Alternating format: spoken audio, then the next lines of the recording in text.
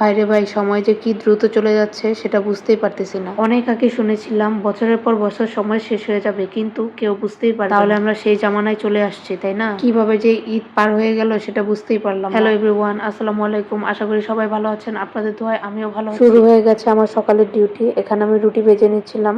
আজকে সাদা রুটি করেছি, মানে হচ্ছে তেল ছাড়া রুটি। হাজবেন্ড বলেছিল যে তেল ছাড়া রুটি খাবে আলু ভাজি দিয়ে, তাই রুটি বানিয়ে নিলাম। সাথে হচ্ছে কি আলু ভাজিও করেছি। আর আলু ভাজি দিয়ে রুটি খেতে কিন্তু দারুণ মজা লাগে। বেশিরভাগ সময় পরোটা খাওয়া হয় মাংসের ঝোল আর ডিম। খাবারে একঘেয়েমি আসার কারণে আজকে সাদা রুটি সাথে হচ্ছে আলু ভাজি করেছি। সকালের খাওয়া শেষ করে আমি চলে গিয়েছিলাম রান্নাঘরে। আমি একটা মুরগিকে 8 পিসের মতো করে নিয়েছিলাম। এখন এটাকে আমি রোস্ট টাইপ করে রান্না করব, মানে রোস্টে যে মশলা ইউজ করি সেইভাবেই রান্না করব। যদিও এটা একদম অথেন্টিক রোস্ট হবে না, যেহেতু এটা ব্রয়লার মুরগি, এটা দিয়ে একদম অথেন্টিক রোস্ট হবে না। ওটার জন্য রোস্টের মুরগি আলাদা। আমি আসলে সেম রেসিপিতে প্রায় সময় এই রান্নাটা করে থাকি, আর এটা খেতেও বেশ মজা লাগে। কোনো রকম টক দই বা এক্সট্রা মশলা ছাড়া আমি এই রোস্টটা রান্না করে থাকি। এখানে ভারী মশলার মধ্যে শুধুমাত্র একটু বাদাম বাটাই আমি ইউজ করি, বাকি সব মশলা একদম লাইট। যেমন হচ্ছে এলাচ, দারুচিনি, লবঙ্গ, এই মশলাগুলো বাদে আমি তেমন কোনো মশলা ইউজ করি না। তো এই রান্নাটা আমার এর আগেও দেখেছিলাম। আমার এই রান্নাটা আমার খুবই পছন্দ এবং আমার বাসার সবাই খুব পছন্দ করে, এই জন্য আমি প্রায় সময় করি। আপনারা চাইলেও এভাবে রান্না করে খেতে পারেন, খুবই মজা, দারুণ স্বাদ। একটু আগে মুরগির মাংসগুলোকে ভেজে তুলে রেখেছিলাম সাইডে, এবং এখানে তেলে পেঁয়াজ ভেজে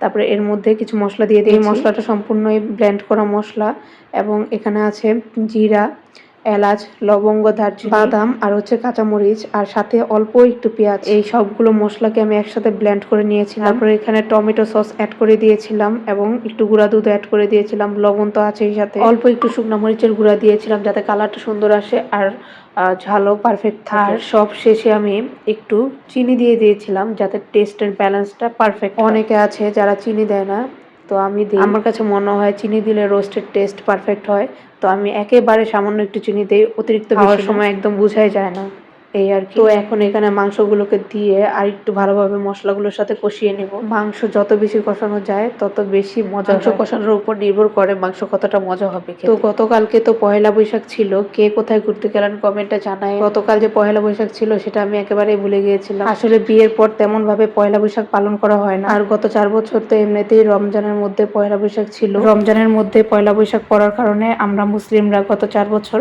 পহেলা বৈশাখ পালন করি। এবছর যেহেতু ঈদের পরে পড়েছে, এজন্য সবাই পহেলা বৈশাখটা ভালোভাবে পালন করতে পেরেছে। এই তো মশলার সাথে মাংস কষিয়ে এবার আমি এখানে গরুর দুধ অ্যাড করে দিচ্ছি। এখানে লিকুইড গরুর দুধটা দিয়ে, গুঁড়া দুধ এবং লিকুইড গরুর দুধ দুইটা দিলেই কিন্তু টেস্ট পারফেক্ট হয়, অনেক সুন্দর হয় রোস্ট। তো এইভাবে রোস্ট রান্না করে নিয়েছিলাম, এবং এরপর আমি একটুখানি পোলাও রান্না করেছিলাম। কড়াইয়ের মধ্যে তেল এবং মশলা কষিয়ে তারপরে আমি এটাকে রাইস কুকারে তুলে দিয়েছি। আর রাইস কুকারে দিলে খুব সুন্দরভাবে পারফেক্ট ভাবে হয়ে যায় পোলাও, চালটাও সুন্দরভাবে ফুটে এবং পারফেক্ট হয়। এই তো পোলাও রান্নাও হয়ে গেছে। তো আমার আজকের ভিডিওটা এই পর্যন্তই। যারা যারা আমার ভিডিও দেখেন এবং লাইক কমেন্ট করেন, আপনাদেরকে অনেক অনেক ধন্যবাদ আমার পাশে থাকার জন্য। আশা করি সব সময় এভাবে পাশে থেকে সাপোর্ট দিয়ে যাবেন। আপনাদের সবার জন্য অনেক অনেক শুভকামনা রইল, দোয়া রইল। আমার জন্য দোয়া করবেন। আল্লাহ হাফেজ।